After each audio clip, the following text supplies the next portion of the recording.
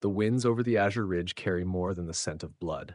They carry whispers of betrayal and ambition. After the clash that shattered the Jade Pavilion, Limu's eyes gleam with a cunning no battlefield could tame, while the scattered disciples nurse wounds both visible and hidden. In recap, Tales of Hurting Gods, Chapter 787, Chapter 788, the echoes of ancient contracts stir, and a shadowed figure lingers where loyalty once stood firm. Every stone and stream now bears witness to choices that will fracture alliances, and the next step may awaken powers long thought dormant. The mountain waits, silent yet impatient, as destiny inches closer to its ruthless design. To Chinmu, that night was but a fleeting moment in years. Yet to the girl before him, 40,000 cycles of time had flowed like a river carved by the heavens. What confounded Chinmu was that despite the eons, Baikur remained untouched by time. Her visage had not shifted, no trace of aging or alteration. She had not grown. She still bore the delicate charm of the lively girl from Hundred Prosperities City. Her silken hair veiled a pair of small dragon horns upon her brow. Yet her spirit had transformed. He could not fathom the trials she had endured, but the fragility and timidity once there had vanished. In their place surged resolve, initiative, and fearless vigor.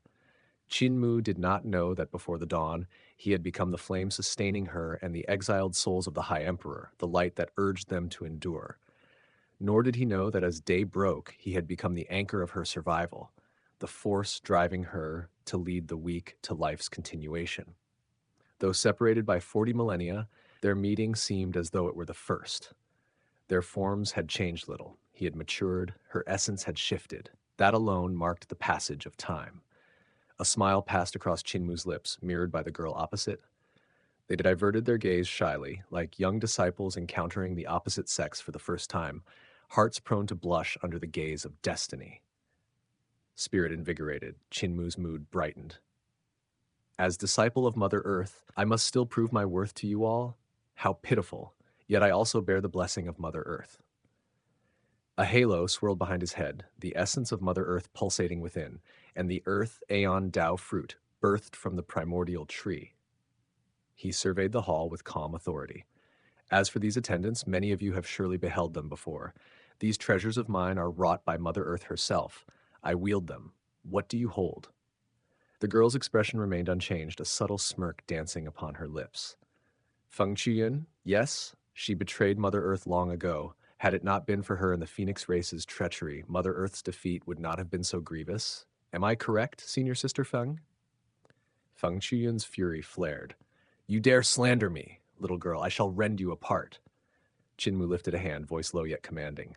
Sister Chuyun, temper your anger. Half-gods surround us. If you lose control, you will fall prey to her machinations. Unease flickered across Feng Chuyun's face as her gaze swept the hall. Half-gods eyeing her with suspicion, the girl's smile widened. Feng Chuyun betrayed Mother Earth, yet many loyal subjects safeguarded her life. Several traitors exist, yet how will you prove the treasures in your hands are truly hers? Chinmu's gaze fixed upon the girl, standing proud before the Emperor's throne, a smirk curled on his lips. Sword! He raised his hand. Feng Chuyun's eyes widened in momentary surprise. Then she placed the Mother Earth primordial sword into his grasp. Be wary. Its weight is tremendous. Chinmu's lips curved slightly as vital chi flowed into the primordial sword. Instantly, divine power erupted, magnetic forces raging with uncontrolled might. Rays of light shimmered, visible to all. A chorus of grunts arose. The numinous sky hall quaked under the immense pressure. This wooden sword was no mere weapon. It bore the divine might of Mother Earth herself, the force that once subdued heavens and earth. The weight of the primordial realm itself pressed upon the sword. Chinmu staggered under its mass, retracting some of his vital chi to regain composure. Whoosh! The sword rose, moving slowly yet exuding an unstoppable force. He drove it forward.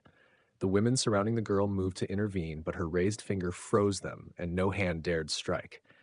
Chinmu's blade pierced toward the center of her brows, yet the crushing sound did not abate. Magnetic upheaval shook the hall, rumblings echoing from without. Half-gods and gods were hurled into the air. From behind the hall, massive mountains surged skyward, shattering ancient celestial ruins. Within Jade Capital City, countless halls were obliterated, mountains tunneling forth like furious dragons. One sword had laid waste to a tenth of the city. It is the Mother Earth primordial sword, an ancient half-god exclaimed. The weapon that once suppressed the world's ancestral dragon king, it is indeed the sword, yes? The ancestral dragon king's voice was hoarse with awe. Yes, forged from the primordial tree, it channels Mother Earth's divine power. When she lived, the sword alone could command submission. Its unsheathed presence struck fear across all realms. A devil god's voice cut cold from the heavens above the primordial realm. Those who resisted perished beneath this wooden sword. Scholar led the donkey forward, eyes narrowing at the mountains laid waste across Jade Capital City. Chinmu's brow furrowed in concern. The sword's destructive force had not matched expectation. Its might is too feeble. I must try again. He thrust once more, pouring yet more vital chi. The sword's weight nearly pinned him to the ground. Divine rays of magnetism surged, yet the hall remained largely intact. Could this sword be false? Cold sweat dripped as he stabbed repeatedly. Outside, Scholar and her donkey stood in disbelief. Mountain after mountain erupted from the city. Palaces hurled into the air and shattered. Peaks formed from magnetism's divine explosion. Half the city lay in ruin in moments. The king of destruction, no wonder all whisper, demolish her chin, Scholar muttered, dread curling her spine. Rumble. Another mountain surged from the earth, forcing its neighbors to lean at impossible angles. All returned to the numinous sky hall, hearts seized by terror at the youth atop the dragon Chillin's head. Chinmu returned the primordial sword to Feng Chuyen, then sought the sapling bearer. Pass me the Six Directions origin sword. The hall froze, blood chilling. Gongsun Yan handed over the horsetail whisk, and Chinmu prepared its power when the ancestral Dragon King's solemn voice intervened. Young Master Qin, testing is needless. Continue, and Jade Capital City will be no more. These are undeniably Mother Earth's supreme treasures. Half-gods confirmed in unison. The sword had proven its legitimacy. Relief swept over Chinmu, though doubts lingered. He returned the whisk. Ancestral Dragon King and others sighed in acknowledgement. Young Master Qin, you are indeed Mother Earth's disciple. Where is she? May we pay respects? Feng Chuan's words faltered. Mother Earth, severely injured. Chinmu pressed his hand upon hers. Her thoughts erupted as his mind probed hers. Sister Chuyun, reveal nothing. These half-gods harbor ill intent. Chills raced down her spine as she surveyed the assembled chiefs of ancient races. When Mother Earth lived, no defiance was possible. If dead, only then could burdens be cast aside. Severe injury meant treachery might strike. Cold sweat broke upon her brow. They seek Mother Earth's secrets. Ancestral Dragon King's concern was earnest.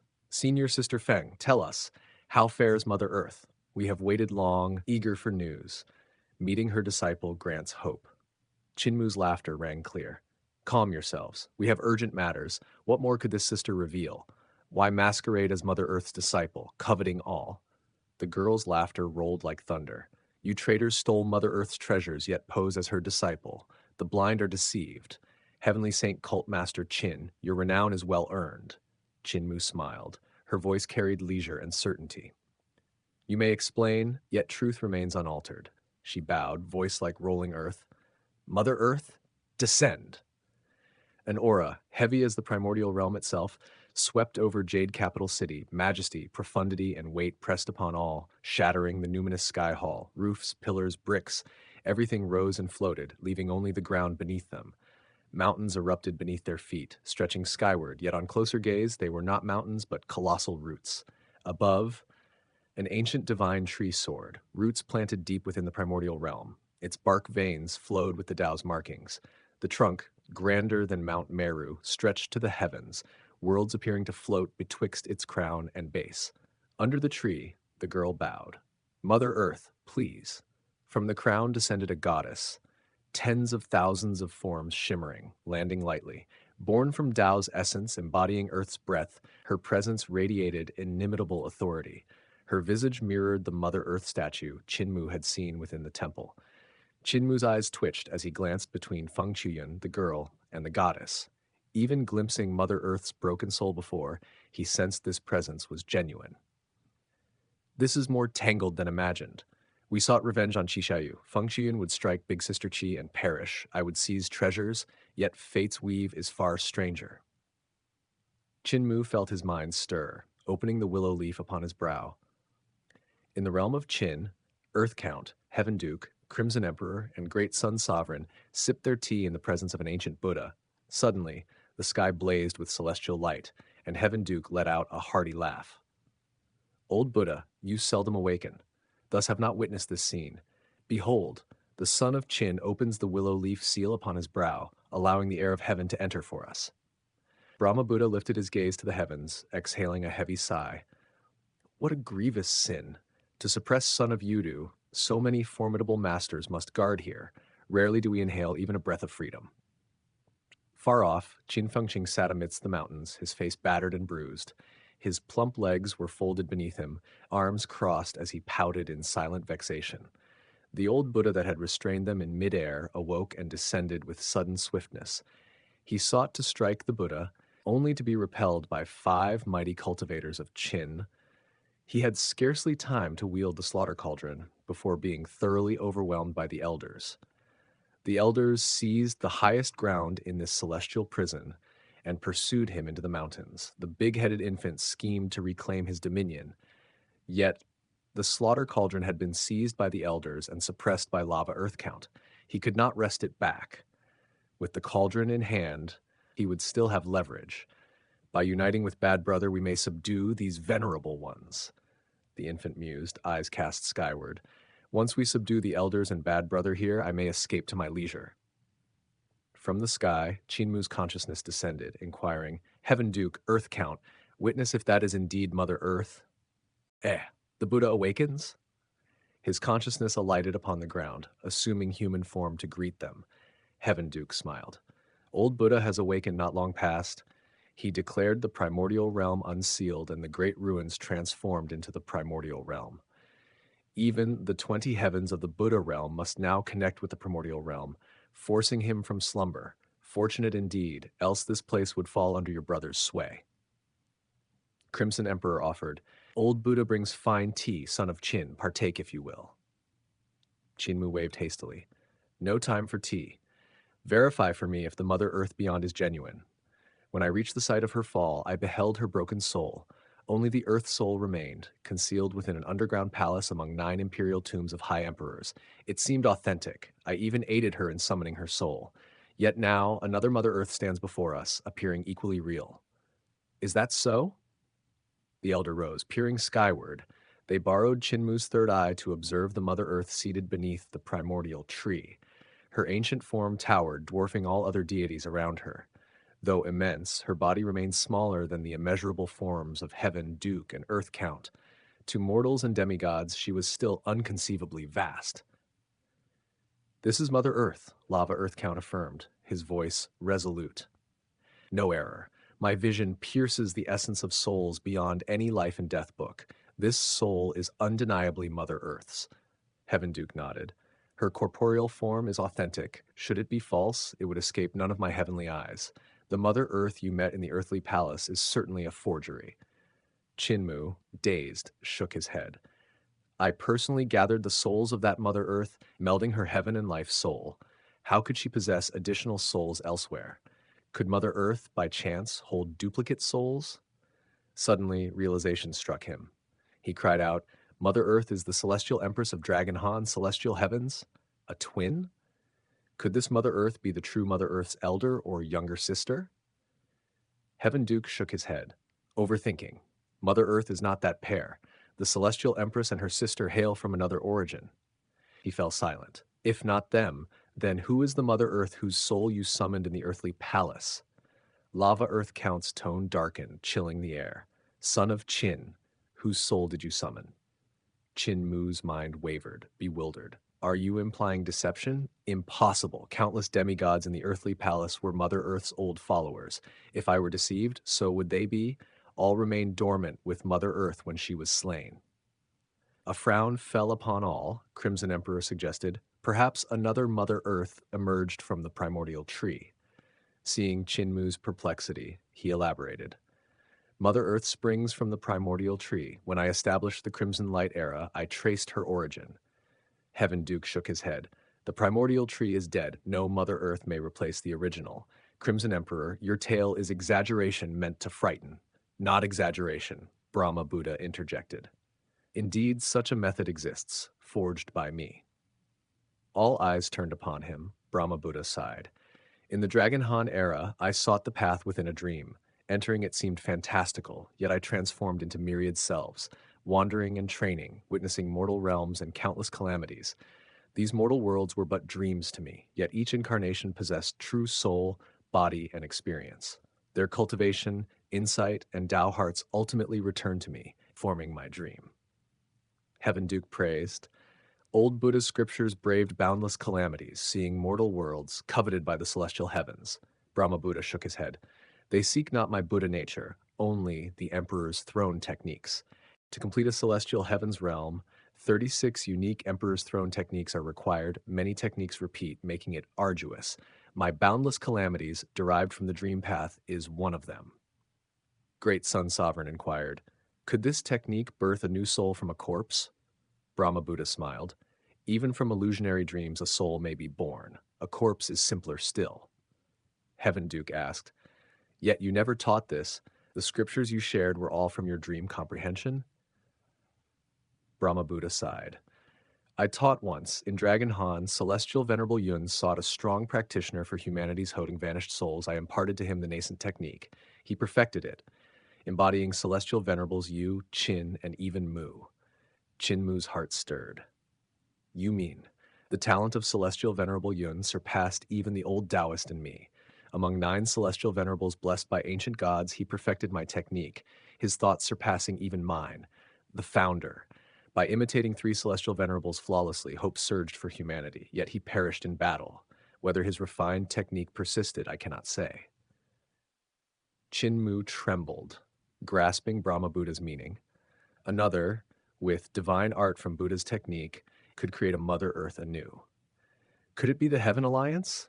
He murmured. Heaven Duke and Earth Count exchanged solemn gazes, remaining silent. Brahma Buddha said, perhaps not the Heaven Alliance. After Celestial Venerable Yun's death, his perfected technique might have leaked. Long ago events obscure all certainty. Qin Mu bowed, gratitude in his heart, withdrawing his consciousness.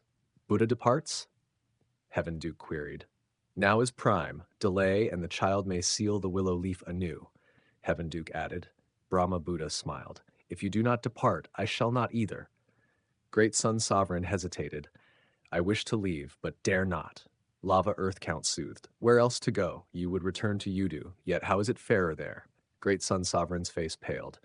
You revel here. I have never enjoyed a day, forever fearing that little overlord of Yudu might devour me.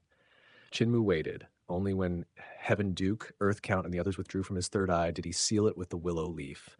Raising his gaze to the Mother Earth before him, countless demigods knelt in unison. We pay respects to Mother Earth. Long live Mother Earth. Gods and devils from other realms also bowed, trembling, daring not to act rashly. During the High Emperor era, Mother Earth ruled half of the primordial realm, nominally under North Celestial Heavens, yet wielding true power. Not a single race dared rebel, save the South High Emperor Celestial Heavens, which contested her dominion over the South. Some refrained from kneeling. Qin Mu, Gong Sun Yan, Feng Chuyun, and the Dragon Qilin remained upright. Only the Water Qilin shivered, lowering its gaze. Red deity Qi Xiaoyu, with valiant demeanor, raised her zither, challenging Mother Earth as her equal. Divine Knife Luo, leading the Spirit Elite Guard youths, radiated aura. His divine knife sang within its sheath. Though from extraterritorial celestial heavens, often in conflict, they united against such an ancient god. Baikier remained standing. As High Emperor Sword God and sole survivor of South High Emperor Celestial Heavens, kneeling was unnecessary. Scholar, too, did not kneel neither before Mother Earth nor during the founding Emperor era. Beneath the towering primordial tree, Mother Earth gazed upon all as if upon mere ants. Her presence, born of heaven and earth, radiated immensity and terror. No thought of rebellion dared surface. Her silence deepened the awe. Interesting, Scholar chuckled, swaying her feather fan.